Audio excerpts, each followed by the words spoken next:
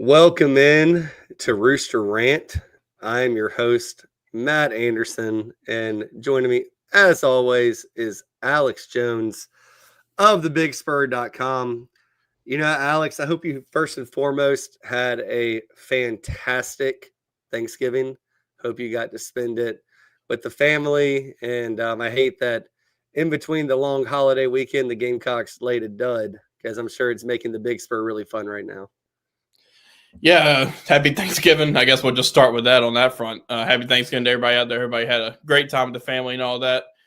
Yeah, we got a lot to talk about tonight, Matt, on that game and kind of moving forward and all that. But it's hard to believe that this is the last Rooster Rant of the season. It feels like we were just talking about Game 1, Virginia Tech, and that win. But it's hard to believe we're here, but we're here. Yeah, and obviously Alex and I are going to talk a heck of a lot about South Carolina football. Not only the South Carolina Clemson game, but also the future, because the future is now. Going into this season, Alex, it was a season of high expectations, and that really didn't come to fruition for a lot of reasons that we'll dissect. We'll talk a little bit of men's and women's basketball. Gamecock women's basketball team dropped their first game of the season out in Las Vegas to Texas, who's in the SEC. 66-64 was the final there, I believe, and it was a literally a last-second shot, not a buzzer beater, but a shot with 1 second left that doomed them. Gamecock men's basketball team survived a bit of a scare against Charleston Southern. As I've mentioned before, my brother played at Charleston Southern, so love to see them do well, but really did not want them to get that win against the Gamecocks for obvious reasons. The football season, as we said at the top, it ended in depressing fashion. 28-14 loss to Clemson, if you've been living under a rock and haven't heard the final. But I have a feeling that anyone watching this show tonight knows what happened on Saturday. So we'll talk about the football game. 4-8 is not what the doctor ordered. It's not what Gamecock fans expected. And honestly, Alex, it's not what either you nor I expected. Shane Beamer will be back as the head coach of South Carolina in 2026. And if you listen to his post-game press conference, he has his attention fully turned to 2026 at this point. And, despite what Shane may or may not say in press conferences, I think once the Gamecocks got eliminated from a bowl game, I think that he had to start turning about 60% of his attention to next year, and then also getting ready for Clemson and lean on his offensive and defensive staff to help him with that game planning. But National Signing Day is Wednesday. Alex and I will talk a little bit about that, not give a full-blown preview, but just some guys we're still tracking. And then Shane Beamer. Talking a lot about Shane Beamer, y'all. Shane Beamer has at least one or two coaches that he has to hire this offseason. We'll talk about who those might be, who might be retained, all of that. And then I'm sure the chat box is going to be loaded tonight with the typical ranting, which we love, and just, the negative thoughts and feelings about this season. We'd love to try and tie a bow on this season tonight. It is our last Rooster Rant, but we'll be back on Wednesday. And I'm sure there's going to be a heck of a lot to talk about. But we always appreciate your thoughts and comments in here. So bring them, and we'll try and get to everything we can. Around 7:30, Justin Lyles from sportscapvalue.com is going to pop in, and probably a little bit less betting centric because I don't know if the lines are even out yet for conference championships. But remember, Justin is a fan, and he's a fan of college football in general. So we'll get his thoughts on what he thinks Shane Beamer should do, what the solution might be. And then we'll just keep rocking and rolling until about 8 o'clock tonight. So, Alex, let's get to the Rooster Rant.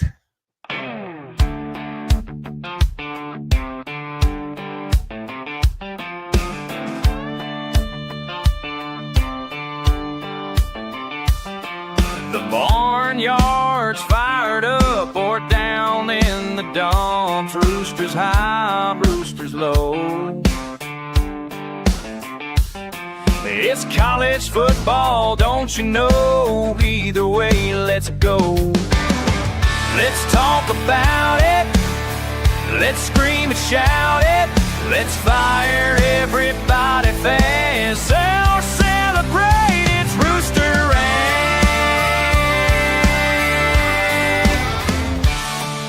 Here's the late night Gamecock. Matt Anderson and the pride of Hampton County, Alex Jones, and all of you on Rooster Rant.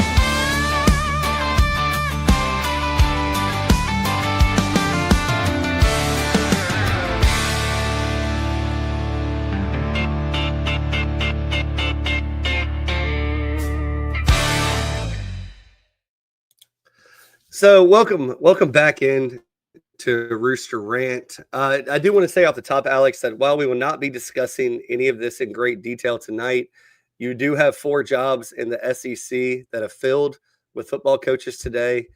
Everybody knows the big story in college football, Lane Kiffin leaving Ole Miss and college football playoff bound Ole Miss, hosting a home game in the college football playoffs, Ole Miss, to go to LSU. I was told about 3 weeks ago that was going to happen. I've been pretty steadfast in that. I don't know how I feel about Lane Kiffin making that move. I don't know if it's smart. I don't know if it's dumb, but there's not a lot of people that are ever going to turn down LSU. Then you have John Summerall from Tulane is going to be the head coach at Florida. You have South Florida's Golish, however you say it, going to Auburn. And then Arkansas hired Silverfield from Memphis. So, look, Alex, we talked about this a while back. If South Carolina did make a move from Shane Beamer, who are they going to go get? And you have the Memphis coach, the Tulane coach, and you have South Florida's coach coming to the SEC. So how happy would a Gamecock fans have been with that? I don't know. I do want to highlight Rob here in the chat box. Alex, go ahead and then pop that up there. Don't worry, y'all. Right when we get off the air at 8 o'clock, Rob and SEC Sunday Night, and those guys will be all over the SEC moves, what's happening, and they'll take a deeper dive into that. But for us, Alex, tonight our focus is Gamecock athletics. Look, Don Staley's women's team got a preview of probably their toughest competition in the SEC this year if they want to win a SEC regular season championship, a conference championship, and who knows, they might run into Texas maybe a 4th time, maybe a 5th time this year, the way things play out. But Gamecocks did fall. I think that Don Staley said all the right things in her post-game conference, press conference. This is a game they will take a learning lesson from. They will learn from it. They had opportunities to put Texas away.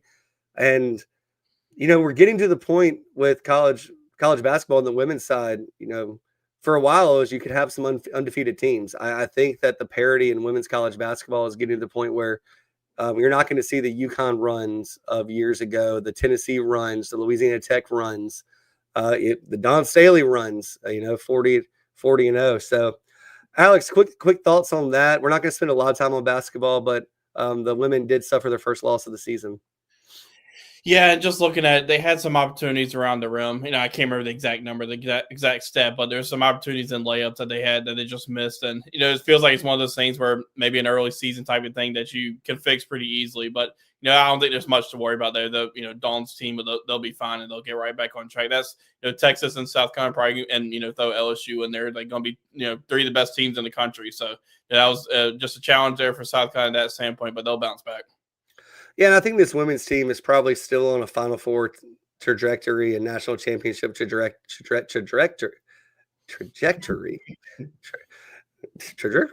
But no, I think that they're still one of the top 4, top 3, top 2 best team in the country. One loss doesn't change that. But before the Gamecocks start talking about Final Fours and national championships, they do on Thursday go to Louisville. Who, as of today, I haven't looked at Louisville's record this past week, but was ranked inside the top 25. So Don Staley will give the women another test on the road, which Don Staley's never shied away from. On the men's side, like we said at the top, the men did survive Charleston Southern, and that was one of the games where I was actually listening to on the radio. Was traveling, so I didn't get to watch it live. I don't watch a phone when I'm driving, all that kind of stuff, but.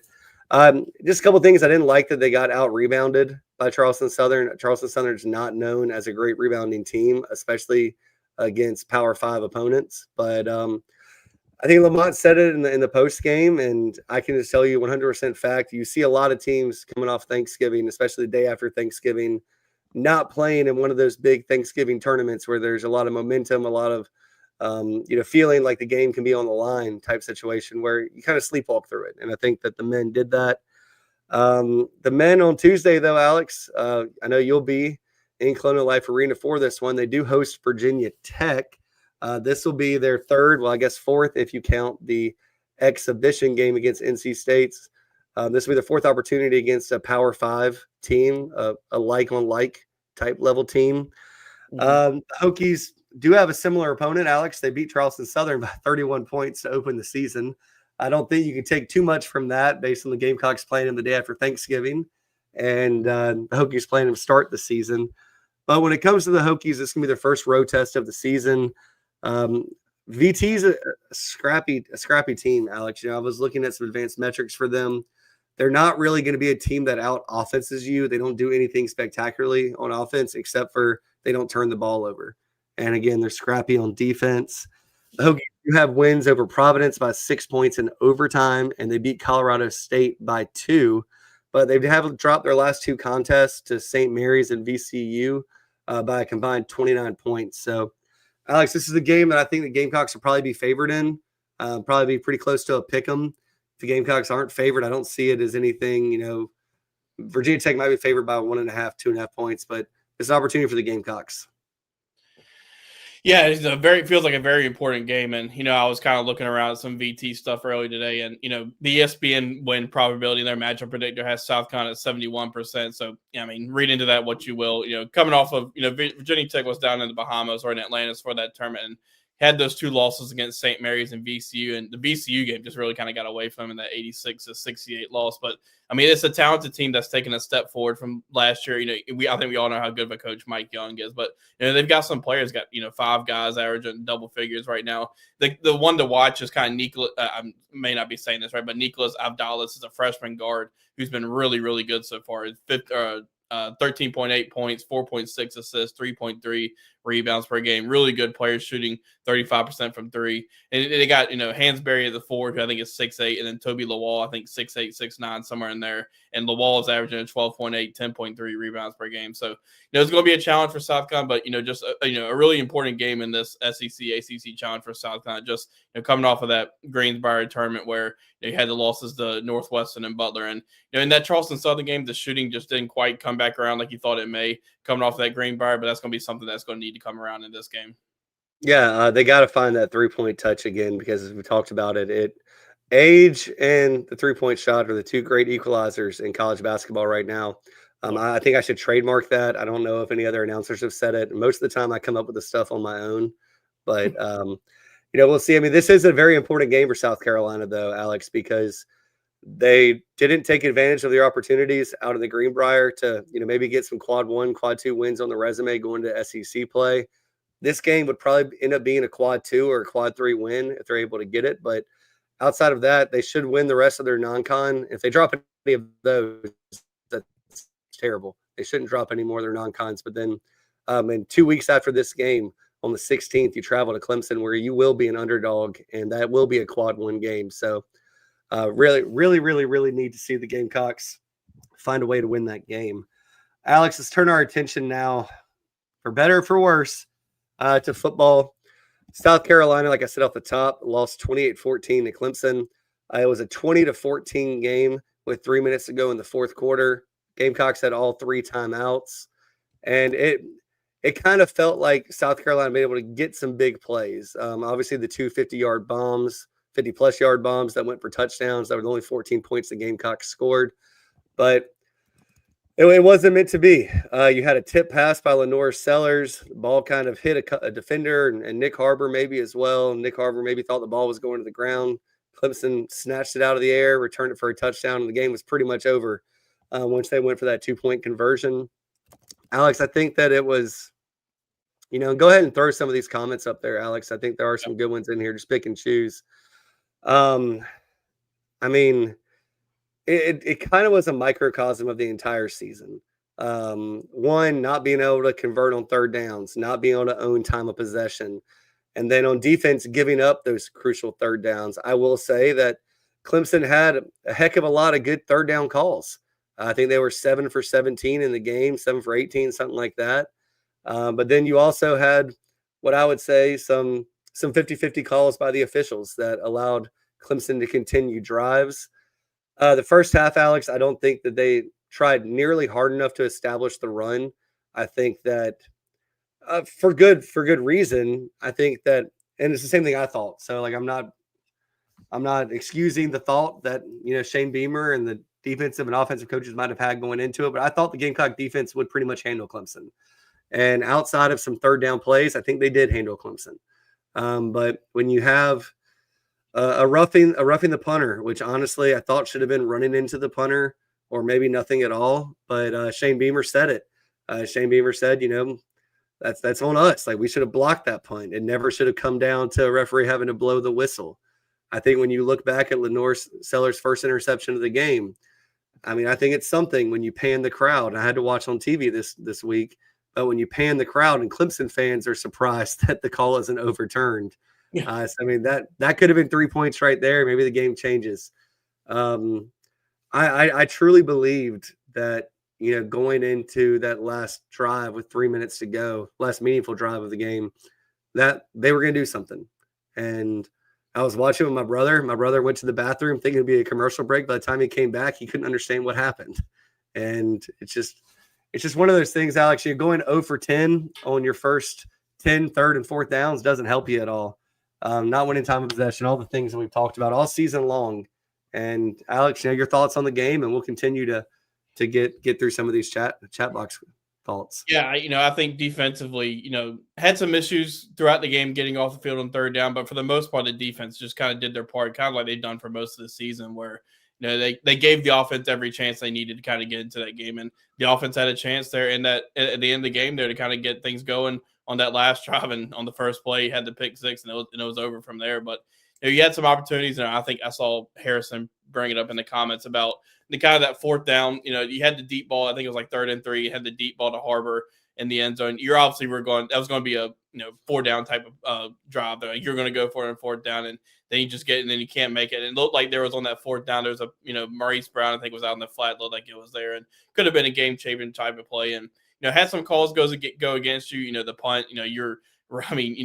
It was I think it probably shouldn't have been a 15-yard flag, but you also were right there and probably should have blocked that punt.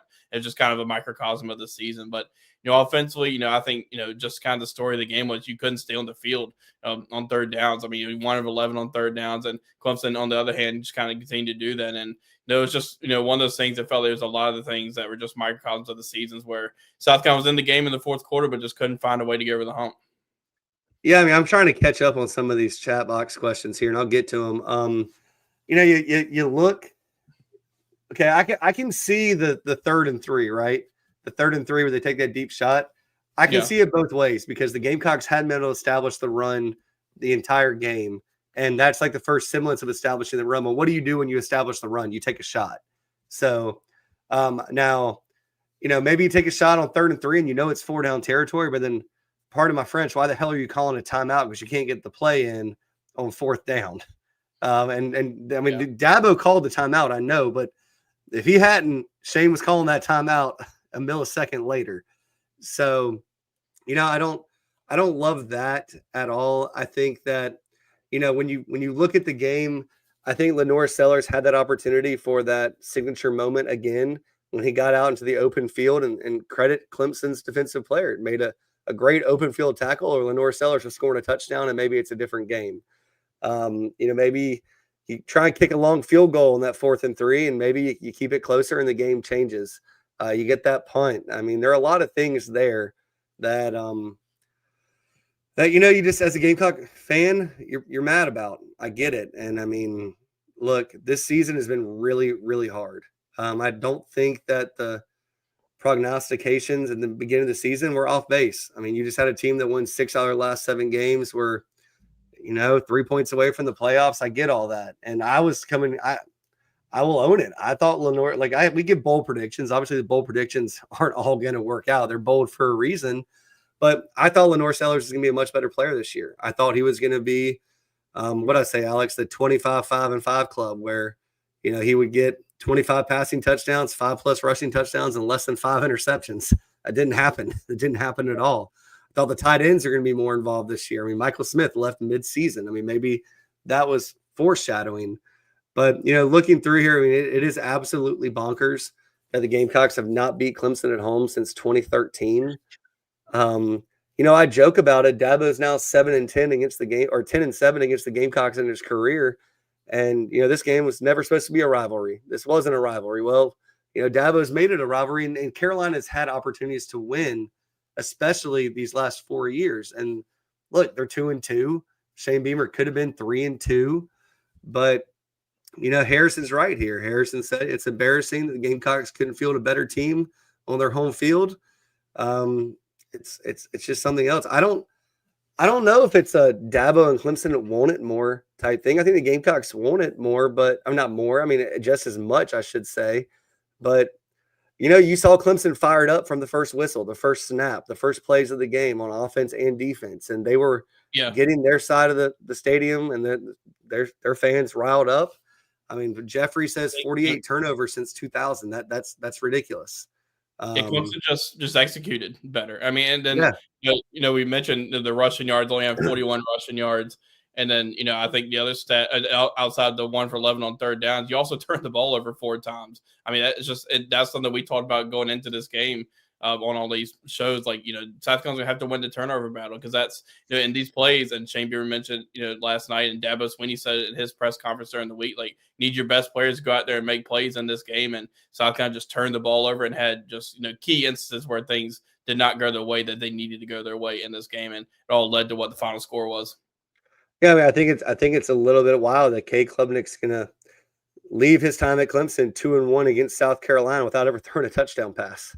That's kind of a crazy statistic that I don't know if will ever happen again. I see Queen of the Cocks in here. Haven't you heard, Beamer, Matt? It's for the better.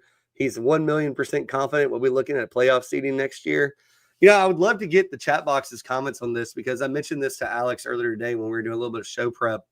But one of the things that Beamer said in his post-game press conference was 7 games this year.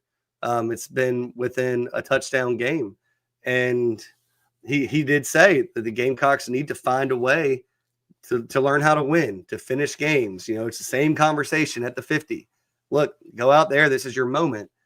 It's a weird feeling, I would imagine, for the rest of the country to turn on a South Carolina football game, knowing what happened last year and seeing it as a one-possession game. Alex, I know when I turn on a random game on Saturday and I see it's a 3-point game, a 7-point game in the fourth quarter, wow, I'm locked in. Any team can win, but not this year for South Carolina.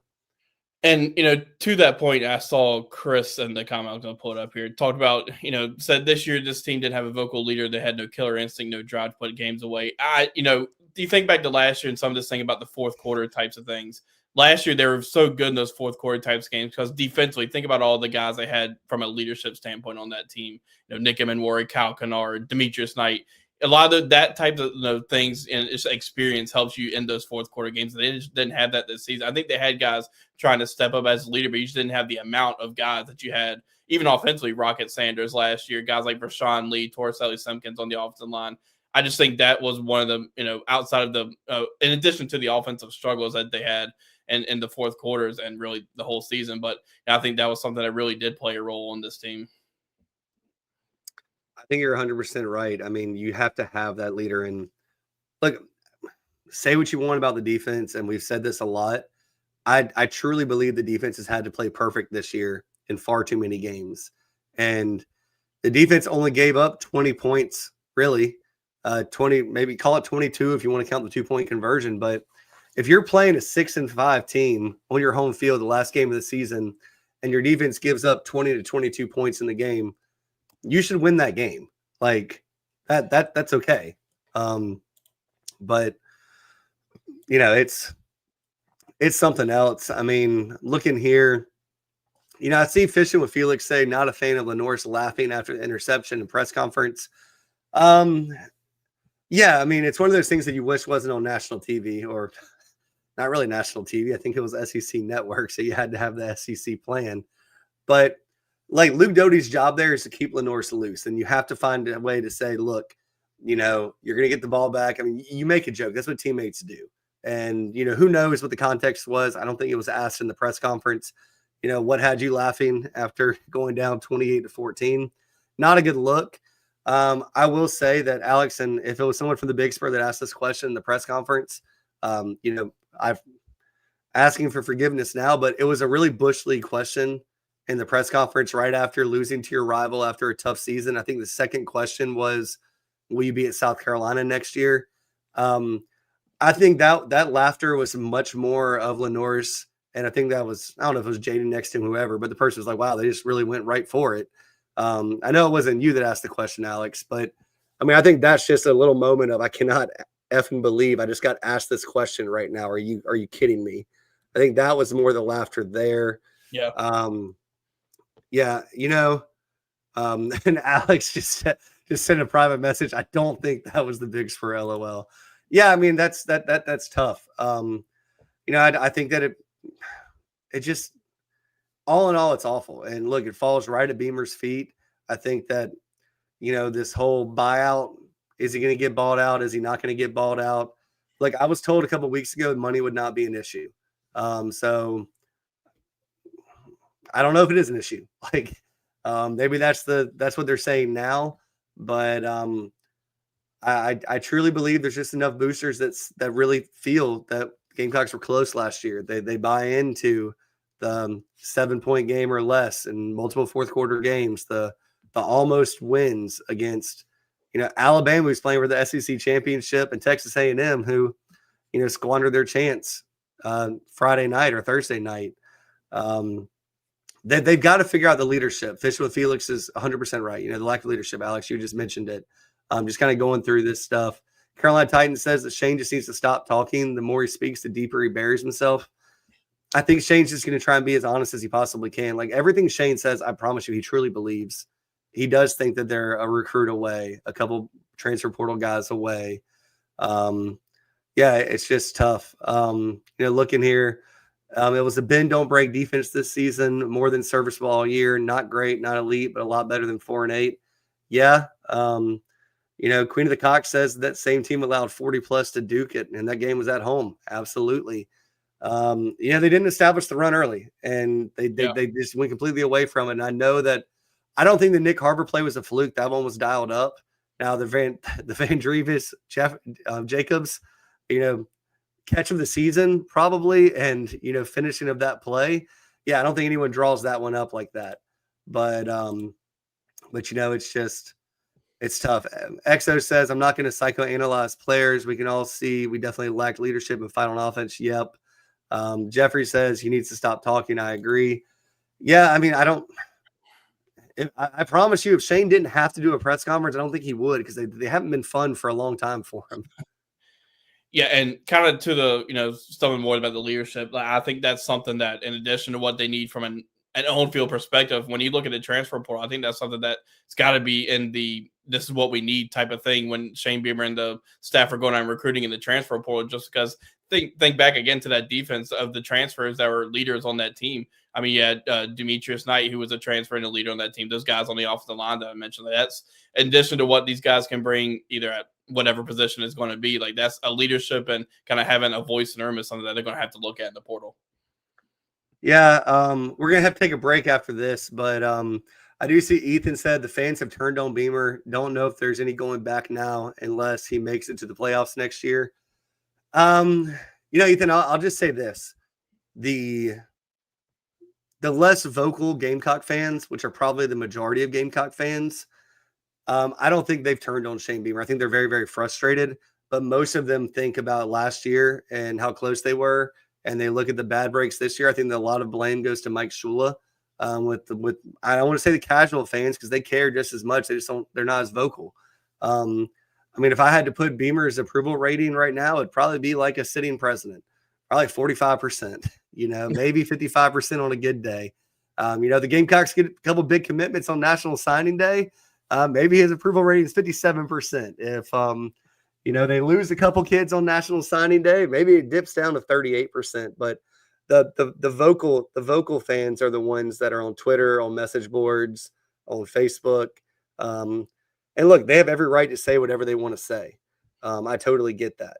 So I'm seeing a couple questions here. Let's see. Some questions about staff moves. We're going to talk about that after this break. Yeah. If fans only accept a coach that goes to the playoffs, I asked them to check if they have the right jersey on. EXO, that's pretty good.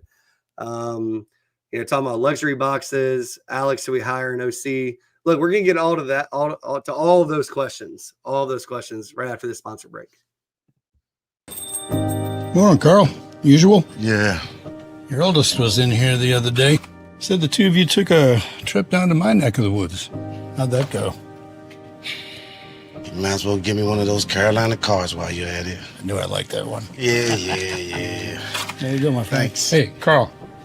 Congratulations. See you tomorrow, Freddie. You bet. JC Sherbert here had a brilliant idea that some good friends of mine in Florence have told me about. Next time you're having a wedding or an event or anytime you got to feed a bunch of people, talk to my friends over at Flavortown Eats and Events. That's right. It's a food truck / trailer, prepares the food fresh on site right there for you. No hassle. It's absolutely delicious. They'll come out, turnkey solution to feed the masses at your event. Go to their website right now. flavortownflow.com. That's flavortownflow.com. They have all the contact information you need, and they are a proud sponsor of the Late Night Gamecock Show and the Chief Sports Network. Welcome to Palm Casual Patio Furniture. Because we are the factory, Palm Casual has the ability to offer the highest quality outdoor furniture paired with world-class service. Since 1979, our factory showrooms have done our best to make the buying process as easy as possible for our customers. Our understanding of the many factors that go into your decision has helped us create our 30-day trial period that increases the level of comfort our customers feel during the shopping experience. Visit us in Somerville, Mount Pleasant, Myrtle Beach, and Bluffton, and online at palmcasual.com for our products in out-of-state locations. Go Gamecocks! This is the Late Night Gamecock Show with the pride of Hampton County, Alex Jones. And with the king of late night, Matt Anderson. Go Gamecocks!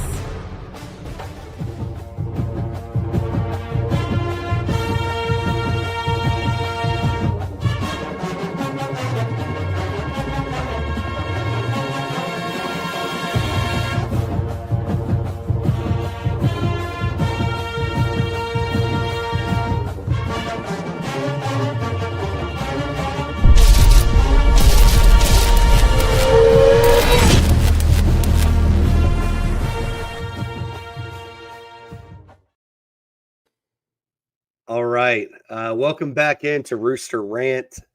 We just left off the show talking about the future and coaches, all that. And Shane Beamer has a lot for 2026. And I want to welcome in Justin Lyles from sportscatvalue.com right now. If it would, there we go. We should be getting it. Good evening, boys. How we doing?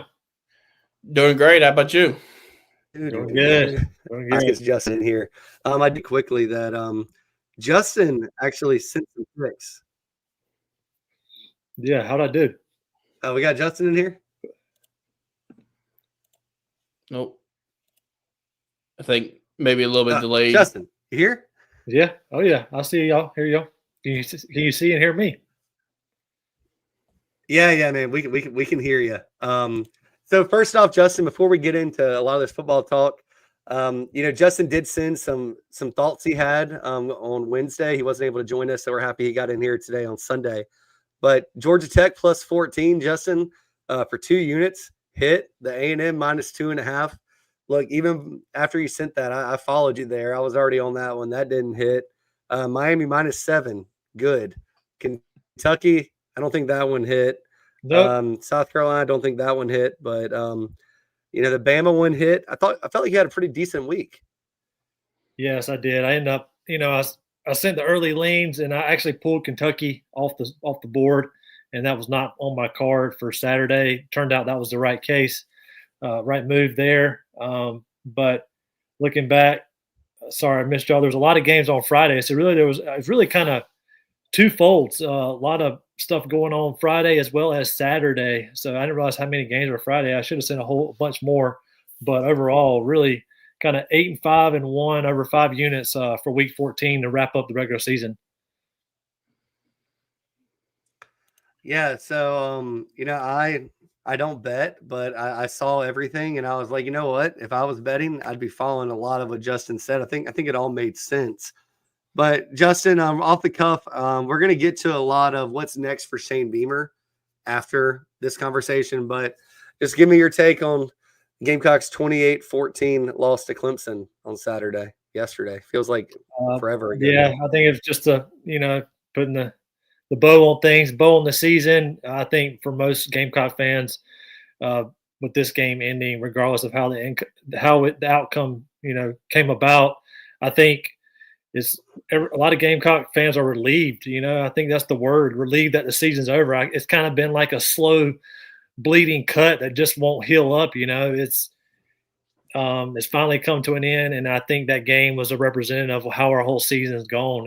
Just kind of costly turnovers, lack of communication, and then next thing you know, I mean, you're down 6 with 3+ minutes to go, and then you get a kind of awkward bounce that Harbor should have made. He should have caught the pass, and it turned into a pick 6. And then the miscommunication on the end zone, and then you could talk about the refs, give or take. But at the end of the day, South Carolina didn't make enough plays moving forward. Yeah, Alex and I were talking about it, and Alex said it a few times, and it was a microcosm of the season. It was just, the entire season's failures rolled into one. I think that it effectively ends the Mike Furry for offensive coordinator conversation. Right, wrong, or indifferent. Look, it's only a 3-game sample, and the guy got thrown into the fire with an offensive line coach that wasn't the offensive line coach to start, a tight ends coach that became the offensive line coach, and a wide receiver coach that all of a sudden was calling plays. So, Hayne has something funny to say in here. I wouldn't say a bow, more like match to the trash pile. Yeah, Justin, I don't know if you had a feel on the preseason win total. You weren't on the show then when you and I never spoke about it, but I think it was like 6.5, 7.5, 8.5. I probably would have taken the over. I mean, I thought the Gamecocks would win 9 to 10 games this year. I didn't think Lenore Sellers would regress. Now, is that Mike Shula? Is it Lenore Sellers? I don't think we know right now. Yeah, the season total was, going back to the bow, the bow tie. It's more like a dumpster fire is what I call it, right? So, yeah. Going back to the over/under, it was 7.5 for the season. I was on the over, but I do a bunch of futures for a bunch of teams, and I was over on South Carolina because what we had coming back and what we somewhat brought in and recruited and whatnot. This team was, based on what happened last season, obviously that doesn't carry over, and you saw that this year. This is a whole totally different team. Everybody knew of Lenore's, and for them to come up short of 7.5 is really unfortunate. But I told a lot of folks prior to at the end of the season last year when Shula took the OC job and they went down to Florida for the bowl game. I told a lot of people, I said, man, it's not like Shula was hired a week before. He'd been there all year. And then when I saw that game, I didn't have a good – I just didn't think there was a lot of good coming from that going forward. And it turns out I was correct on that. But you was hoping for the best. And at the end of the day, you're a 4-win team, and you got a lot of work to do for 2026. Yeah, I mean, Alex, you're not talked about it. I said it immediately after the Illinois game, but I also brought up, like JC and I did an Illinois preview, and I said if you are playing against Lenore Sellers right now, you keep everything in front of you. You make him beat you with his arm, and I guess Illinois coaches, in my infinite wisdom, were watching, and that's exactly what they did, and what a lot of teams did this year. That's tough. You can see yesterday Clemson was not going to let Lenore Sellers run the football. Like even on some of these kind of zone read types of things, they had somebody who's going to be keying in on Lenore Sellers, and you saw that a lot this year. Teams are just, all right, let's see if Lenore Sellers can beat us with his arm and do everything we can to not let him beat us with his legs. That's right. And with the Mike Shula stuff, it had me a little worried coming to the preseason too, but I just figured, and I said it. I said it after the Illinois game too, guys. I was like, I don't think the game plan was to get Lenore's hurt. There was nothing to play for outside of 10 wins. And, I double checked with sources after I said it. I probably should double check with sources ahead of time before I said it. But they said, no, that was not any consideration. It was go be you. And now we got 13 games of Lenore Sellers not looking like 6-game stretch. So, what's real? I don't know. But so Alex, first and foremost, as we keep moving forward here, everything has to turn to 2026. Justin just said it. So what happens first in 2026, Alex? Well, Wednesday we have National Signing Day. Gamecocks have, I believe, 14 commitments right now. 8 of them are composite 4-stars. I will still say that I think some of these guys that are 3-stars are pretty daggum good. Now, are they future 4 or 5-star players? I don't know, but you still have to like the trend of the blue chip ratio, moving more and more to 50% of your roster. Gamecocks are right on the cusp this year, but coaches are still required, right? That's why the blue chip ratio says you need about 60%, because sometimes you have dumb coaching. But looking at this, Alex, I'm going to name a couple players. Just give me your feel on it. We hope that the Gamecocks are able to sign everyone they should on Wednesday. I haven't heard anything to indicate otherwise. I don't think there's anybody looking to flip. If they were going to flip, they already would have, right? And they've stuck it through, and a lot of them were at the game Saturday. I don't think 4 days is going to change their heart and their mind. But you got 5-star defensive end Zion Ely committed to Maryland, 4-star running back Carson Baker, who was a surprise official visitor this weekend. He's committed to Florida. 4-star defensive lineman, who I think is probably a linebacker, but we'll see. He has to grow. PJ Dean committed to Georgia. You have 4-star defensive end Julian Walker committed to Michigan. And you have 3-star safety Tamarian Watkins committed to A&M. Tamarian Watkins was also on campus this weekend, kind of a surprise, and so was PJ Dean. So, Alex, of those guys, are they going to flip any of them? Can they flip any of them is the question. Yeah, that's going to be an interesting kind of storyline leading up to National Signing Day. I think let's start with Dean and Watkins, like those two kind of being surprise visitors at the game yesterday. Could be something to watch just because they're, probably could have gone to a lot of different places. Obviously, Watkins being committed to Texas A&M and Georgia being committed to Georgia, Dean being committed to Georgia. And both of those teams did play on Friday. So, but I think it is noteworthy that both of those guys are there. So we'll see on there. Julian Walker, Michigan commit, guy that's Dutch Forking, and we've talked about him and his connections and all that for a long time. Still going to be keeping an eye on that. Zion Ely, I think that was one to watch. I think Mike Loxley getting, kind of that vote of confidence from the athletic department there at Maryland. Maybe, I think still keep an eye on, but if just from my standpoint, I think my confidence probably went down a little bit. And then Carson Baker, I think, could be one to watch. Florida, obviously, he committed to Billy Napier and that staff. Now that John Summerall is coming in, we'll see if they can try to do what they can to keep Carson Baker in. But, he came in for that official visit this weekend. So, it's hard to just put a percentage on a lot of this just because the things can change. But, we'll see. Baker's going to be interesting to watch. And a lot of those guys, are they, they're going to get all 5 of those guys? Probably not. But I mean, you want to see, those are all really good players that you want to try to flip. Yeah, and Justin, I know that you might pay attention to recruiting, but you're not beating the bushes down trying to figure out where your kids are going to school.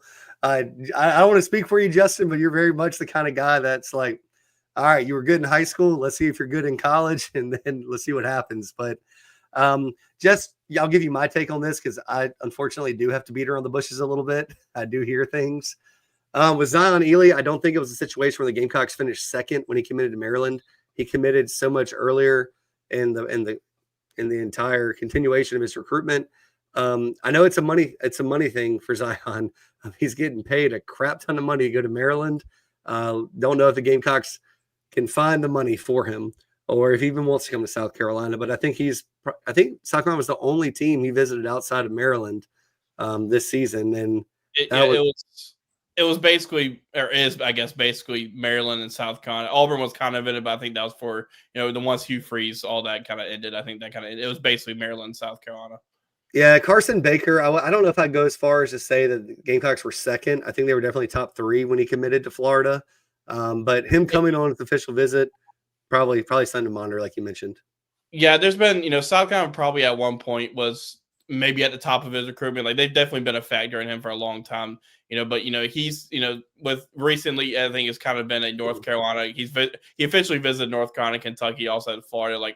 Could see this one being a Florida, South Carolina thing come signing day. Yeah, you go to PJ Dean.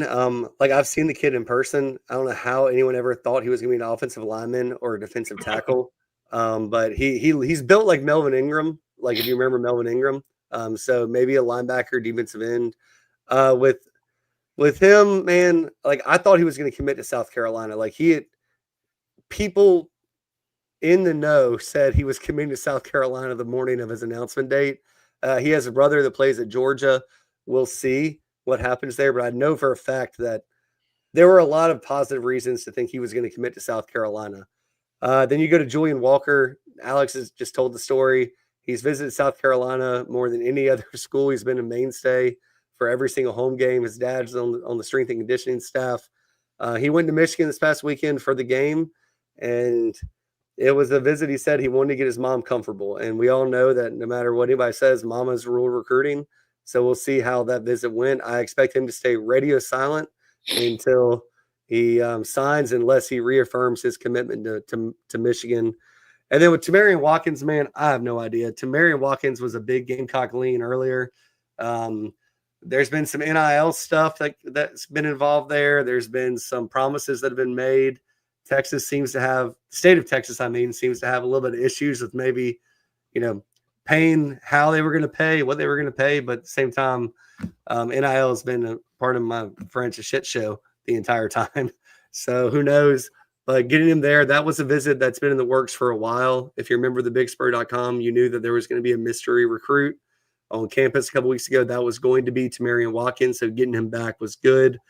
Alex, I do think the Gamecocks get at least one of these guys. I think they could get 2, 3. I don't think they're going to get all 5 of them. But so that's the focus for Shane Beamer now, is signing all the kids that are committed and trying to get as many as possible to flip. There aren't any guys I know of that are off the radar right now. There might be a kid that's not committed anywhere, committed to like East Carolina. And okay, we're going to talk about East Carolina second. That was a Freudian slip. But there might be a kid committed at low-level school that they just say, okay, we'll take a flyer. Do you want to sign on signing day? So, Justin, my question to you, getting my take and Alex's take, what do you want to see happen on National Signing Day? Man, I used to follow this stuff religiously, and I realized that that's not the way to go, because you're hoping that they're going to turn a kid or two to flip your way, and then sometimes it goes against you. They leave South Carolina and go to another school. So I try not to get too caught up in it. I would love us to, get the kid from Maryland, just because Maryland's kind of been stealing our kids, so to speak. I don't know why we just seem to be in a recruiting battle with them for many years, but that program is nothing. I mean, they're literally nothing outside of paying kids, and with Under Armour kind of falling, going underwater and whatnot. But that's a conversation for another day. At the end of the day, I mean, I think it's the biggest thing is you got to flip the roster. Let's, like 2 years ago, they were 5-8. They switch it around, go 9-3. You got to plug that transfer portal just right, and you got to evaluate talent. That's the biggest thing. I'm not too concerned about these, freshmen coming in next year and making a difference, because if we're relying on that, I think we're in big trouble. And what teams do that the best and evaluate and spend the money the best, like you're seeing that with Texas Tech, outside of spending a lot of money, I think that's the biggest key. Can Beamer and his new staff, whenever they announce the OC, and potentially other coaches, who can evaluate, and they need to evaluate quick, because we're going to be looking at a new head coach if that doesn't happen.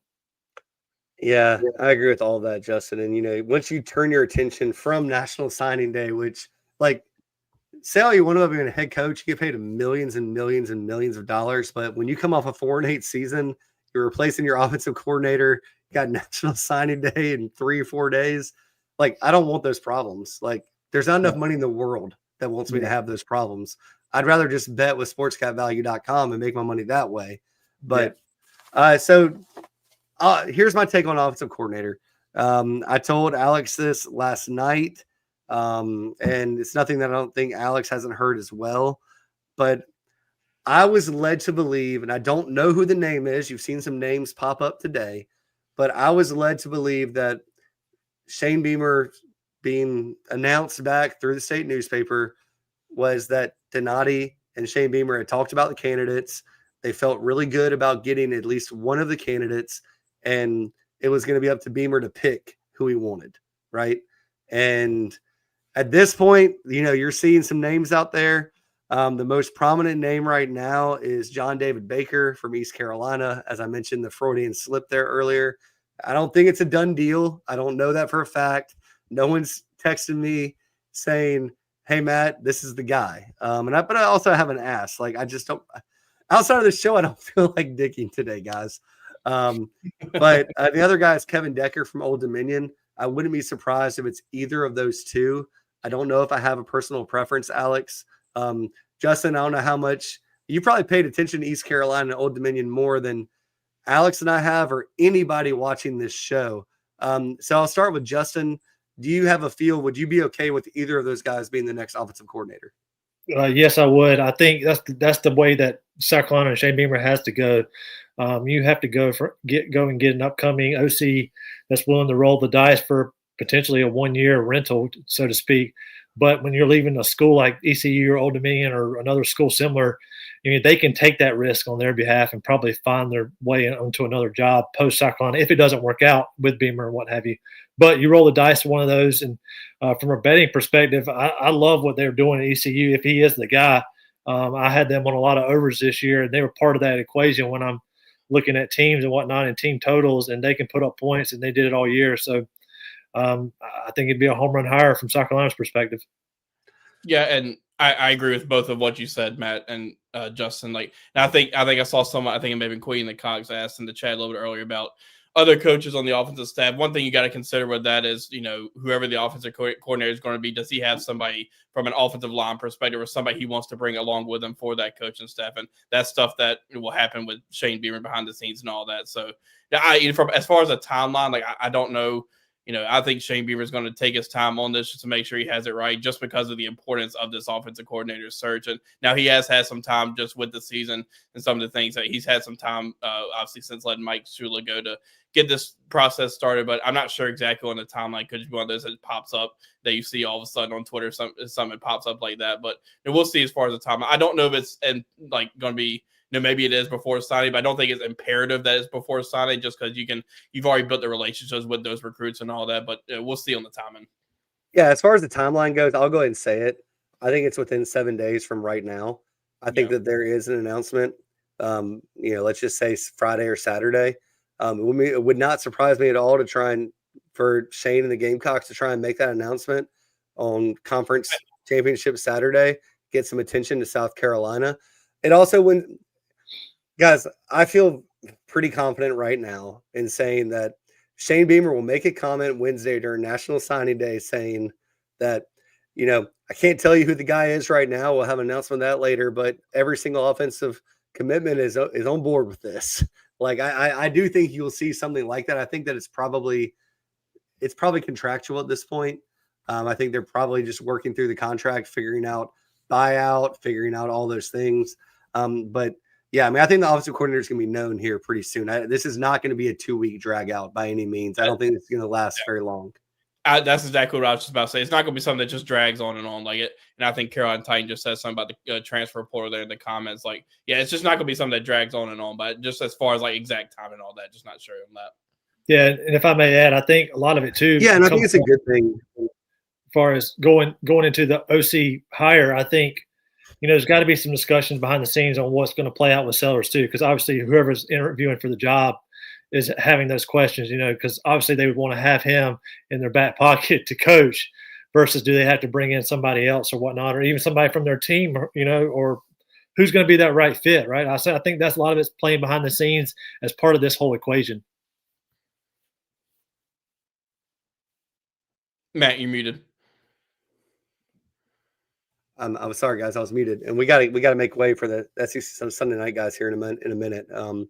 But look, I think when you think about this offensive coordinator equation, it also trickles down to exactly what Alex mentioned: offensive line coach, tight ends coach, wide receivers coach.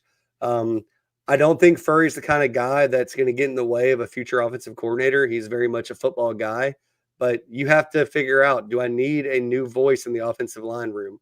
I think we all agree that Sean Elliott's a pretty daggone good offensive line coach, but you have so many talented guys based on high school recruiting rankings and experience that maybe a fresh start for everybody is what you need. So maybe Sean Elliott drops back to tight ends coach, assistant offensive line coach, whatever. Maybe Mike Furry gets passing game coordinator or assistant head coach, whatever that is. But then you have running backs. Carson Baker would be a really good feather in the cap for Markwell. He needs to get a good high school running back because your running back coach should be one of your best recruiters on the staff, bar none. So we'll see what happens there. On the defensive side, obviously Coastal fired Tim Beck today. There's been some conversation about Clayton White. When it comes to Coastal and Clayton White right now, I think that a lot of the talk is premature. Football Scoop does a really good job with the information they put out, but that is where the Clayton White stuff is coming from. Chance Miller is the athletic director at Coastal now. I know that he liked Clayton White a heck of a lot, but Clayton White has had opportunities to go be a head coach at these lower level schools before, and he's the only one that knows. I think it was a logical leap to make, right? To say, oh, well, Chance Miller, Clayton White's been at South Carolina, in-state school. But we'll see there. But I think you want to try and retain as many as the defensive assistant coaches as you can. Obviously, Travian coming back should be a boost to that room, not only from coaching, but also on the sideline. You had a graduate assistant doing it this year, and you had an assistant strength coach doing it this year for the defensive tackles. Should give credit there real quick to Jordan Dove. I think he did do a nice job stepping in for Travian Robinson. Those guys, somebody mentioned it earlier in the chat about Troy Pikes and the way he played yesterday. That guy was really good yesterday. So just a quick credit there to Jordan Dove and the way he kind of stepped in there and did a really nice job there. Yeah, Jordan Dove probably got himself an on-field job next year. I mean, let's be real. I mean, I don't think the defense was that much of a problem this year, and especially not the line. I mean, you had some tackling issues in the linebackers and secondary play, but the defensive line performed well. It's just one of those things where you got to figure it out. See what the offensive coordinator wants and what he has in mind. I think that's going to be a pretty quick decision. And then after everything we just talked about, y'all, National Signing Day, figuring out your coaching staff, now you have player retention. And look, I do like that there's only one transfer signing window now. It's January 2nd to January 16th or 18th. So you can go in the portal anytime you want to. And if a player goes in the portal right now, odds are they know where they're going. Let's just say that. But you have negotiation time. Because look, every single player every year is renegotiating their contract.